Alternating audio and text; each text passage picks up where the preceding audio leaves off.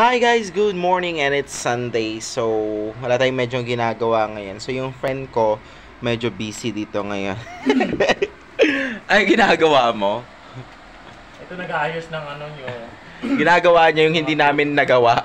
Kasi hindi namin siya mapatayo. Itong stand na to na binili ni Jom sa Shopee. Pag TV agad-agad mapatayo. Hindi hindi namin siya mapatayo kasi hindi siya balance. We don't know why kasi we follow instruction naman dito.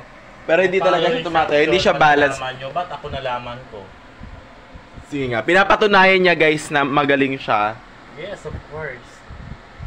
Sige. Ano yung dapat ginawa?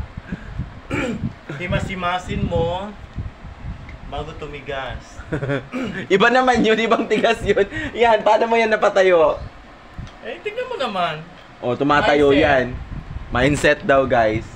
Mindset daw, sabi niya. Ano yung nga naman, oh. Ayun, niluunihid yan na, no, langkaw tood. Oh, Hindi, tama na yung bakit. Tama na daw yun, guys. So, ilalak niya na. Doon natin nga, oh, babasa, oh. Oh, ano next? Yun. Oh.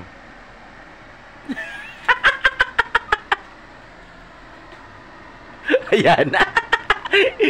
Pinapasok tapos hinihila. Ayun. Ayan. Mapapagod siya dyan. Mapapagod siya dyan, guys. Oo. Sige, comment kayo guys. Pag napatayo niya yan, comment lang kayo. Kasi may ibibigay siya. Oh. Pag nakatama kayo ng sagot sa inyo na tong stand na to, ayaw na namin.